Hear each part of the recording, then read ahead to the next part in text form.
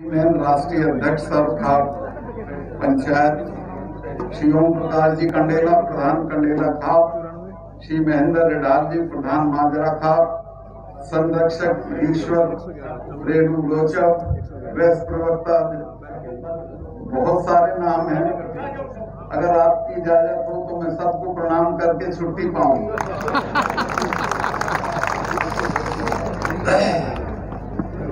भाइयों, ये मैं अपना सम्मान नहीं मानता। जो भी सम्मान या उपाधि आपने मुझे दी है, मैं इसको वापस करता हूं उन किसानों के लिए जो पूरा 1 साल दिल्ली की सड़कों में पड़े रहे। और दुनिया के इतिहास में कोई ऐसा आंदोलन नहीं हुआ कि जिसमें चिड़िया ना मारी गई हो और जिसने अपना उद्देश्य हासिल कर लिया। मैं जब देखता था अपने लोगों की दुर्गति, उनकी परेशानी, तीनों मौसमों में, गर्मी में, सर्दी में, बारिश में, किस तरह सड़क पे पड़े हुए थे। बड़े बड़े चौधरी जिनकी 40-40 गांव में बात चलती है, वो दिल्ली की सड़कों पे पड़े थे। और वहां से 10 किलोमीटर पे प्रधानमंत्री रहता है, उसने जाके उनकी कोई बात नहीं पूछी, जानकारी नहीं करी। कुतिया भी मरती है तो दिल्ली से चिट्ठी जाती है उसके लिए। हमारे 700 लोग मर गए, कोई किसी तरह का संवेदना का खत नहीं गया। जब मैं इस बात से बहुत दुखी हुआ तो मैंने तय कर लिया कि मैं गवर्नरशिप छोड़ दूंगा और मैं इनके साथ लड़ाई में शरीक होऊंगा। मैं ये बात बताने के लिए, मैं नाम नहीं बताऊंगा, मेरे दोस्त हैं जो मिनिस्टर हैं इसी सरकार में, उनके पास गया कि साहब मैं तो छोड़ रहा हूं। उसने कहा बेवकूफी मत करना, इनके लिए बोल, इनके लिए लड़, इनके धरने पे बैठ, लेकिन छोड़ना तब जब तुम्हें ये कहें दिल्ली वाले कि छोड़ दो, उससे पहले मत छोड़ना। ठीक है। तो मैं प्रधानमंत्री से मिलने गया और मैंने उनसे कहा कि साहब पता नहीं आपको शर्म आती है कि नहीं, मुझे तो बहुत शर्म आती है कि हम पदों पे बैठे हैं और हमारे पुरखे वहां बैठे हैं और उनके साथ क्या क्या हो रहा है। और मैं कहा उन्हें तुम किसान मत समझो, वो अपनी अपनी जगह के चौधरी हैं, लोग उनका सम्मान करते हैं। लोग 10-10, 20-20 गांव में उनकी पहचान है, तो आप उनसे बात करके इस मामले को निपटाएं। चूंकि वो न्याय की तरफ हैं, हम लोग न्याय की तरफ नहीं हैं। तो खैर मैं नहीं बताऊंगा प्रधानमंत्री ने क्या कहा, लेकिन मुझे बहुत तकलीफ हुई और मैंने तय किया कि इस लड़ाई में अब मैं आखिर तक बोलूंगा। मुझे कई दोस्तों ने सलाह दी कि अगर तुम चुप रहोगे तो राष्ट्रपति बन जाओगे, चुप रहोगे तो उपराष्ट्रपति बन जाओगे। मैंने कहा मैं इन पदों पे लात मारता हूं। राष्ट्रपति मेरे बड़े सम्मानित हैं, अभी रिटायर होंगे 4 महीने बाद, कुतिया भी रास्ता नहीं छोड़ेगी। कुछ नहीं होते ये पद, इन पदों का कोई मतलब नहीं है अगर आप अपने सवालों के लिए लड़ते नहीं हो। चौधरी चरण सिंह जी के साथ मैंने काम किया। वो ये कहते थे कि बेटा तुम्हारे वर्गों के सवाल पे जब कोई बात आए तो कुछ भी छोड़ देना, लेकिन समझौता मत करना। तो मैंने भी तय किया कि नहीं, इसमें मुझे बोलना है और मैं बराबर बोला। और जिस दिन ये कानून वापस हुए उसके तो 1 दिन पहले मैंने कहा कि अगले चुनाव में प्रधानमंत्री ढूंढा नहीं मिलेगा, ये सब गायब हो जाएंगे, किसान इनको भगा देंगे। खैर वो अगले दिन ही उन्होंने उनकी अक्ल में आई या किसी ने सलाह दी, उन्होंने एक आधा अधूरा सा समझौता कि मैं इनको वापस लेता हूं। हालांकि हमारे अभी भी सवाल वहीं के वहीं हैं और ये आज के सवाल नहीं हैं। चौधरी छोटू राम जी के जमाने से किसान की फसल के दाम का सवाल ऐसा ही खड़ा है। चौधरी साहब मिलने आए थे गवर्नर से। गवर्नर ने कहा कि चौधरी साहब दूसरी बड़ी लड़ाई चल रही है, मुझे गेहूं की जरूरत पड़ेगी। छोटू राम जी ने कहा बहुत अच्छी फसल है, मैं कार से आया हूं लाहौर से, जितना चाहिएगा गेहूं दे देंगे। तो गवर्नर ने कहा मैं 3 रुपए मन पे लूंगा। चौधरी साहब ने कहा कि गेहूं तो ले ले, लेकिन दाम तू नहीं तय करेगा, दाम मैं तय करूंगा और गेहूं में 7 रुपए मन पे दूंगा। तो गवर्नर चुप हो गया। चौधरी साहब ने कहा कि हाँ, गवर्नर ने उनसे कहा कि मैं फौज भेज के मंगवा लूंगा। चौधरी साहब ने कहा कि गलतफहमी में मत रहना, मैं अभी जा रहा हूं लाहौर, कहता हुआ चला जाऊंगा पंजाब और हरियाणा के किसानों को खड़ा खेत फूंक देंगे, एक दाना तुम्हें नहीं देंगे। खैर गवर्नर डरे और उन्होंने उनके जो चीफ मिनिस्टर थे सर सिकंदर हयात खान, उनको बुलाया और उनको कहा कि भाई तुम्हारा तो मिनिस्टर बड़ा अनाड़ी है, वो तो ऐसे ऐसे कह गया। तो सिकंदर हयात खान ने कहा कह नहीं गया, वो कह देगा तो जल ही जाएगा। अगर उसने कह दिया तो किसान खड़ी फसल फूंक देंगे, आपको नहीं देंगे। लेकिन मैं ये बात इसलिए उठाई, एक तो आप भूल रहे हो अपने पुरखों को, चौधरी छोटू राम को, चरण सिंह को और उनसे पहले के भी जो लोग हैं उनको। ये सवाल ऐसा का ऐसा ही है। आज भी हमारी फसल का दाम वो तय करते हैं, हम तय नहीं करते हैं। अब के ये निर्णायक लड़ाई थी कि इसमें एमएसपी लागू हो जाए तो फसल का सही दाम मिलेगा, लेकिन एमएसपी क्यों नहीं लागू हो रही? प्रधानमंत्री का दोस्त है जिसने 50 एकड़ में गोदाम बना दिया है पानीपत में, ये कानून पास होने से पहले। उसको सस्ता गेहूं चाहिए, वो आपका सस्ता गेहूं लेगा और महंगे में बेचेगा। तो ये है लड़ाई बुनियादी। मैं आपसे निवेदन करना चाहता हूं कि अब ये धरने देना छोड़ दो, अब सड़कों पे बैठना भी छोड़ दो, इकट्ठा होके अपना राज बना लो, राज बदल दो, किसी से मांगने की जरूरत नहीं। मैं तो ये गवर्नरशिप का मेरा 6 महीने 7 महीने बचा है, इसके खत्म होते ही पूरे उत्तर भारत में घूम के किसानों को कहूंगा कि एक हो जाओ, इकट्ठे हो जाओ और दिल्ली पे अपना राज बनाओ, ताकि तुमसे लोग मांगे, तुम्हें मांगने की जरूरत ना पड़े। हम मांगते हैं, ये समझते हैं हम भिख मांगे हैं, ये हमें कभी दाम नहीं देते। तो खैर ये बात मैं यहां छोड़ते हुए आप लोगों से एक और निवेदन करना चाहता हूं। एक हीर रांझा किसी ने लिखी थी कभी, उसका नाम भूल जाता हूं, किसी बुजुर्ग को याद होगा। तो उसने हमारी बिरादरी के 17 अवगुण गिनाए थे, नाराज मत होना आप। उसमें एक ये भी था कि ये अपने भाई के साथ न्याय नहीं करेगा, उसमें ये भी था कि दूसरे की जूतियों में बैठेगा, अपने के सिंहासन पे भी नहीं बैठेगा, ये भी था कि ये एकता करके नहीं चलेगा। तो मैं ये कहना चाहता हूं कि एकता के साथ रहने की कोशिश करो, रहो, इकट्ठे रहो, अपने सवालों पे लड़ो, लेकिन आपस में मत लड़ो। अगर इकट्ठा होकर रहोगे तो दुनिया में कोई ताकत नहीं है जो तुम्हारी बात इस देश में ना चले।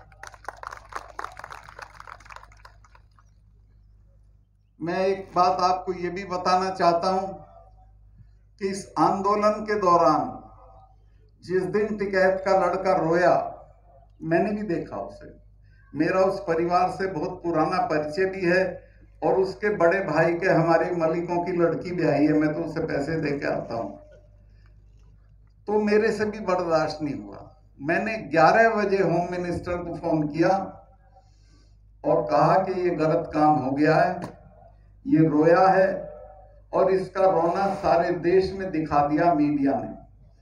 जींद का तो मैंने ये भी बताया कि लोग सड़क पे आ गए हैं और इसके घर में, इसके घेर में 1000 आदमी पहुंच गया है।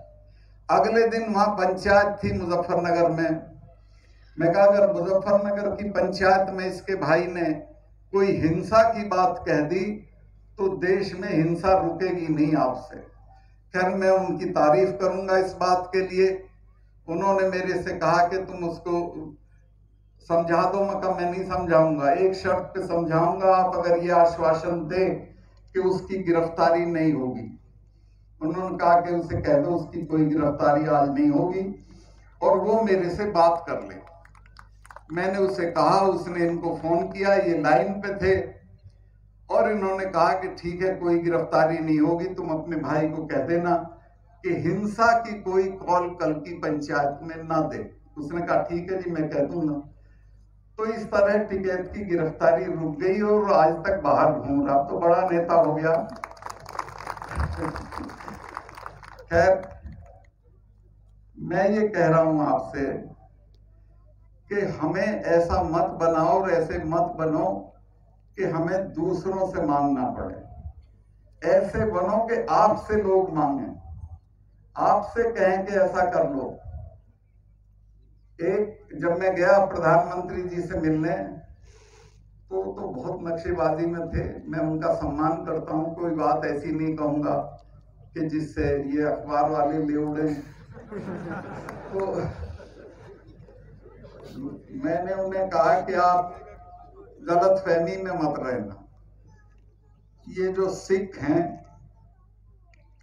ये उठने वाले नहीं है, पहले आप जाओगे बाद में जाएंगे। ये वो हैं जिनके गुरु ने अपने लड़कों के सर कटवा दिए थे 4-4 के और समझौता नहीं किया था। और ये हमारे वाले हैं, ये तो हारते ही नहीं है किसी से, और ये दोनों अब एक हो गए। तो मैं कहा आप इनसे पंगा मत लो। और सिखों के बारे में मैंने उन्हें ये भी बताया कि जब मिसेस गांधी ने अकाल तख्त तोड़ा तो उसके बाद उन्होंने अपने फार्म हाउस पे 1 महीने तक महामृत्युंजय का पाठ कराया। अरुण नेहरू उनके भतीजे थे, मेरे दोस्त थे। उन्होंने मुझे बताया कि मैंने कहा कि फूफी आप तो इन चीजों पे यकीन नहीं करती थी। तो उसने कहा भैया तू जानता नहीं है इनको, ये मुझे मारेंगे, बिल्कुल नहीं छोड़ेंगे। इन्होंने कोई नहीं छोड़ा आज तक जिसने अकाल तख्त पे हाथ उठाया। और वही हुआ, मिसेस गांधी भी गई, जनरल वैद्य पूना में गया, डायर दिल्ली में गया। तो मैंने कहा साहब किसी से पंगा लेने से पहले उस बिरादरी का मिजाज समझ लेना चाहिए। ये सिखों का और जाटों का मिजाज समझ के तब इनसे आप पंगा लें, वरना मेरी राय ये है कि कुछ ले दे के इनको निपटा दो। बोले क्या हो? मैं कहा 2 काम मत करना, एक तो इन पे लाठीचार्ज मत करना, दूसरे इनको खाली हाथ मत भेजना।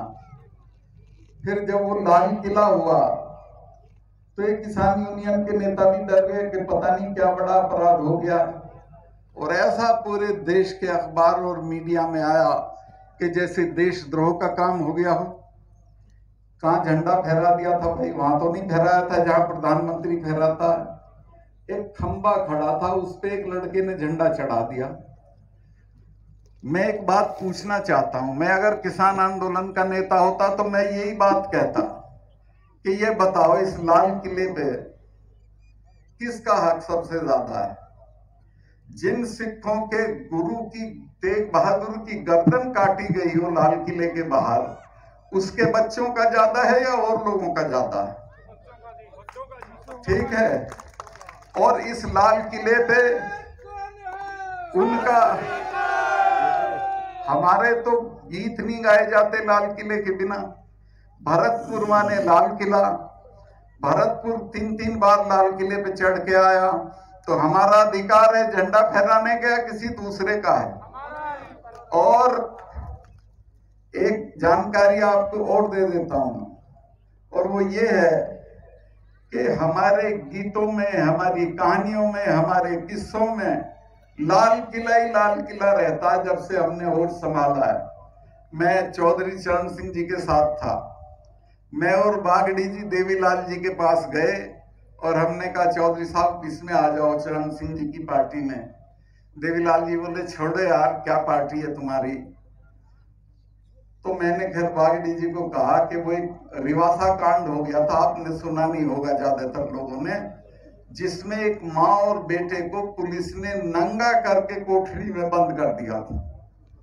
तो मैं कहा साहब ऐसे ऐसे कांड हो गया है, हम वहां पब्लिक मीटिंग कर रहे हैं, आप चलना। चरण सिंह जी ने कहा मैं चलूंगा। तो हमने पब्लिक मीटिंग करी, आप मेरे यकीन करो 1 लाख आदमी आया उसमें। लेकिन जब हम गए तो वो सब छितरे खड़े थे। मैंने बागड़ी जी को कहा कि सीधे स्टेज पे चलो। मैं तभी एमएलए चुना गया था 2 महीने पहले ही। तो खैर स्टेज पे चले गए। मैंने कहा मुझे माइक दे दो आप। मैंने कहा देखो जिस आदमी को हम लेके आए हैं इसका नाम चरण सिंह, इसने नागपुर के सम्मेलन में जवाहरलाल का हाथ पकड़ लिया था कि मेरे रहते किसानों की जमीन नहीं जाएगी और कोऑपरेटिव की खेती नहीं होगी। और ये जो जिससे तुम डरे हुए हो बंसीलाल से, ये तो बिना मिसेस गांधी से पूछे पेशाब करने नहीं जाता है। तो इसके साथ रहोगे कि उसके साथ रहोगे?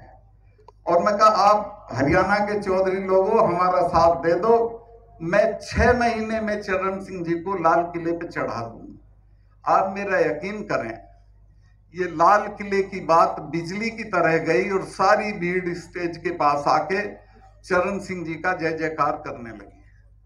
मुझे चरण सिंह जी ने कहा बेटा कुछ मत कर, 5 ऐसे जलसे हरियाणा में कर दे और ये लाल किले का सपना दिखा दे, ये सब खड़े हो जाएंगे।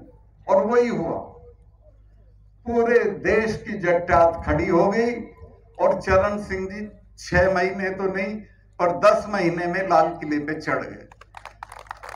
तो मैंने कहा कि भाई लाल किले पे हमारा हक है, हमको दोषी मत बनाओ, हमारे लड़कों को देशद्रोही मत कहो, इन पे मुकदमे मत करो। चले गए, चढ़ा दिया। और वो भी कोई पार्टी का झंडा नहीं था, निशान साहब था जिसके लिए हजारों सिखों ने कुर्बानी दी हुई थी। खैर इस बात को मैं यहीं रोकता हूं। अब मैं वापस इस बात पे आना चाहता हूं कि अगर आप इकट्ठा नहीं रहोगे, अपने सवालों को नहीं समझोगे, तो यही होगा। इकट्ठा रहो, अपने सवालों को समझो और उन पे लड़ने की आदत डालो।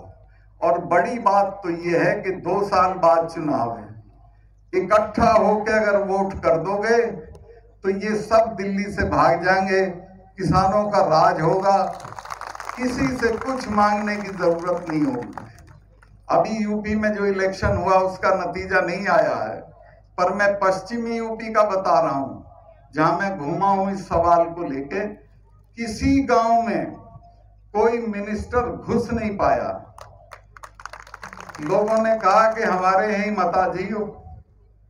हम जब धरने पे बैठे थे तब कहां थे तुम? स्मृति ईरानी को तो कई किलोमीटर दौड़ाया उसकी गाड़ी में। तो मैं ये निवेदन करना चाहता हूं कि राज बदलो, अपना राज बनाओ, इकट्ठा रहो। लोग तुमसे भीख मांगेंगे, तुम्हें भीख मांगने की कोई जरूरत नहीं है।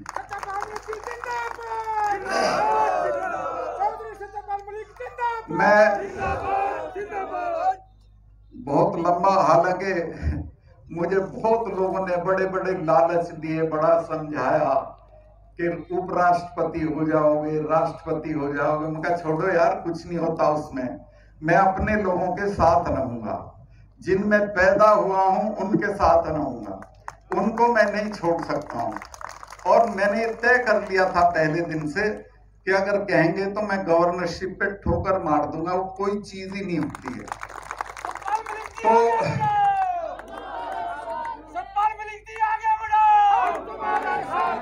अब मैं, आप में से शराब तो जरूर पीता होगा कोई ना कोई। उस भाई के संदर्भ में मैं निवेदन करना चाहता हूं कि रात को पीता है तो खुमार अगले दिन 12 बजे तक रहता है। तो इसी तरह मुझको कश्मीर की खुमारी है, इसलिए मैं कश्मीर का भी जिक्र करूंगा, क्योंकि मैं वहां गवर्नर था और वहां एक धारा थी, धारा 370। महबूबा ये कहती थी कि ये हटेगी तो खून की नदियां बह जाएंगी। फारूक अब्दुल्ला कहता था कि कोई झंडा उठाने वाला नहीं मिलेगा, और तरह तरह से डराते थे। और दिल्ली वाले जो हमारे अफसर हैं वो डरे रहते थे इनसे। मैंने प्रधानमंत्री को कहा कि मैं सिफारिश भेज रहा हूं, मेरी सिफारिश पे होता था वो, आप इसको राज्यसभा में पास कर दो और मेरी जिम्मेवारी है। अगर कुत्ता भी भौंक जाए और आप हैरत करोगे कि वो हटी दफा, सारे नेता गिरफ्तार हुए, चिड़िया नहीं बोली। और मेरे पूरे कार्यकाल में मुझे एक भी कारतूस फायर नहीं करना पड़ा। सब मैंने लोगों को डरा रखा था कश्मीर के कि तुम क्या कर लोगे, तुम पे 200 लड़के हैं, ये हमारी फौज का एक हफ्ते का काम है, और हम दुनिया की नंबर 2 नंबर 3 की फौज हैं, उससे लड़के क्या हासिल करोगे? बातचीत से तुम सब हासिल कर सकते हो। उसका नतीजा ये हुआ कि कश्मीर की जनता ने उस बात को समझा, और 370 हटने के बाद भी वहां कुछ नहीं हुआ। किसी को यकीन नहीं था। मैं जिस दिन अगले दिन सुबह मुझे चिट्ठी भेजनी थी अमित शाह जी को, मैंने चीफ सेक्रेटरी को बुलाया और कहा कि ये चिट्ठी भेजनी है कल। बोला क्यों? मैं 370 हट रही है। तो बोला जी ये तो 1000 आदमी मारना पड़ेगा।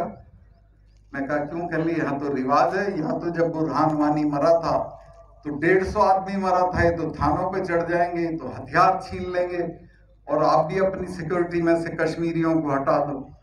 मगर तुम बेवकूफ़ी की बात मत करो, मेरी सिक्योरिटी में यही रहेंगे, और मैं इस 370 को हटा के दिखाऊंगा। कुछ नहीं होने का, कुछ भी नहीं हुआ। चिड़िया नहीं मरी, कुत्ता नहीं भौंका, और ये नेता शाम को उठवा के मैंने जेल में भेज दिए। लोगों का ये जरूर आया मेरे पास फोन कि साहब अभी इन्हें छोड़ियो मत। समझे आप?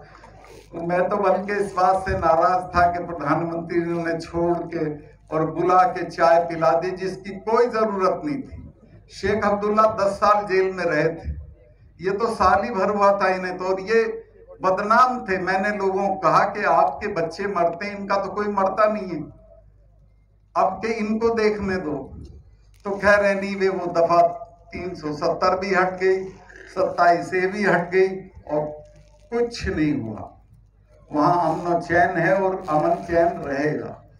तो मैं बहुत लंबा भाषण कर दिया। मैं कंडेला और माजरा खाप के जो चौधरी साहिबान हैं उनके सामने सर झुकाते हुए कहना चाहता हूं कि आज तो मैं सम्मान कराने आया हूं, लेकिन कभी आपकी लड़ाई होगी तो सबसे पहले आऊंगा। जब आप कभी भी कोई संकट पड़े तो मुझे याद कर लेना। आज मुझे इस बात का अफसोस है कि मैं चबूतरे पे नहीं जा पा रहा हूं, लेकिन फिर किसी वक्त जब वो चबूतरे का काम निबट जाएगा वहां भी जाऊंगा। और ये जो हमारी खापें हैं इनको बड़ा बदनाम करते हैं अखबार के लोग, ये हमारी ताकत है। औरंगजेब से लेके बहादुर शाह जफर तक सबकी चिट्ठियां मौजूद हैं हमारी। दादाजी कौन सी है वो, हाँ सौरम खाप मुजफ्फरनगर में, सब ने हमें आजादी दे रखी थी कि अपने फैसले ये खुद करेंगे। और हमारा जो मलिकों वाला टाइटल है ये बादशाह ने दिया था, इसलिए कि ये अपना जो फैसले हैं वो अदालत में नहीं खुद करेंगे और वो फैसला माना जाएगा। तो ये खाप हैं, इनकी ताकत बढ़ाओ, इनके चौधरियों का सम्मान करो और आपस में इकट्ठा रहो। ये जो छोटी मोटी चीजों पे अलग अलग हुक्का लेके बैठना ये अच्छा काम नहीं है। कोई भी हो, मैं सबको कह रहा हूं, ना तो हम पे महल हैं, ना हम पे राजस्थान वालों की तरह हवेलियां हैं कि उनकी मरम्मत करके होटल खोल देंगे। हम पे तो कुछ है ही नहीं, छोटी छोटी जमीनें, और इसको भी आप लड़के खोलोगे तो कहीं नहीं पहुंचोगे। मैं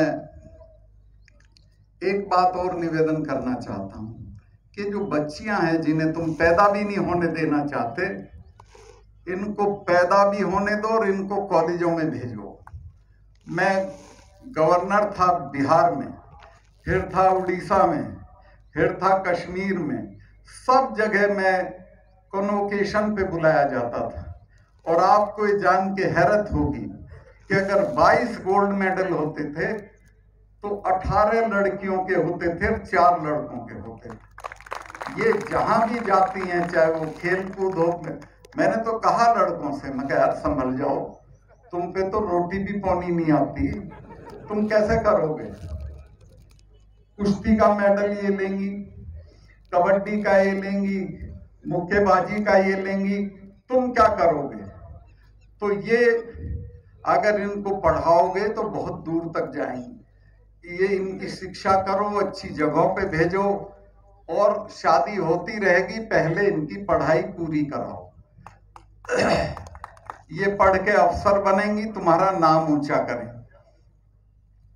इसके अलावा जो आपके लड़के हैं, एक तो मुझे बहुत तकलीफ होती है, पता नहीं आपके यहाँ क्या है, हमारे यहाँ तो वो 40 गांव की चिट्ठी फाड़ देते हैं जब बुढ़ा मरता है। मैंने कहा भाई क्या कर रहे हो? ये 40 गांव के लोगों को खाना खिलवा के सूरजमल हो जाएगा क्या? कर्जे में लदे हुए हैं, लेकिन चिट्ठी 40 गांव की फाड़ते हैं।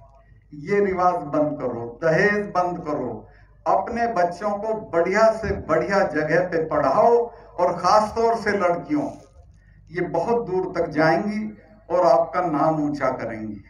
अभी तो मैं देखता हूँ खेलों में भी, कल मैं देख रहा था, कल हमारी लड़कियां हॉकी में खेल रही थी स्पेन के मुकाबले, सारी गरीब घरों की बच्चियां थी, सारी ट्राइबल इलाकों की बच्चियां थी, और मेरा सीना गर्व से फूल गया जब वो फटाफट गोल कर रही थी।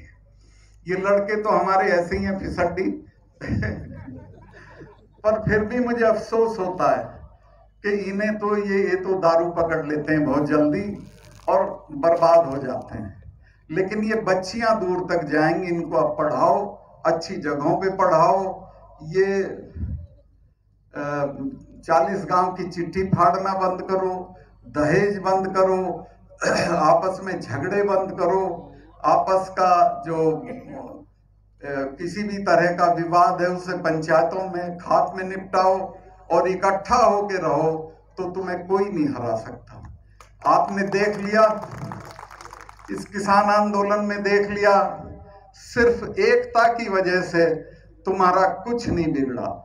और बड़ी चीज ये हुई कि इससे पहले ना सिखों को ये पता था कि हम उनके हैं, ना हमें ये पता था कि ये हमारे हैं। अब तो हम 1 और 1 11 हो गए, हमारा कोई कुछ नहीं बिगाड़ सकता। आप सिर्फ इकट्ठा रहो और अपने बच्चों को तालीम दो, दुर्व्यसन से बचो और आगे बढ़ो। बहुत लंबा भाषण मैंने कर दिया, मेरी समझ में भी नहीं आ रहा था क्या बोलना है, चूंकि पंचायत और खाप के लायक मेरे पास भाषण भी नहीं था। खैर मैंने अपना काम चला लिया है, कोई गलती हुई हो माफ करना। मैं आप लोगों से ये जरूर कह के जा रहा हूँ, ये आश्वस्त करके जाता हूँ कि इन खापों का जो खाप यहाँ आई 100 कभी इन पे कोई संकट पड़े तो मुझे याद कर लेना, मैं आपके लिए हाजिर हो जाऊंगा। बहुत बहुत धन्यवाद। राम राम सर।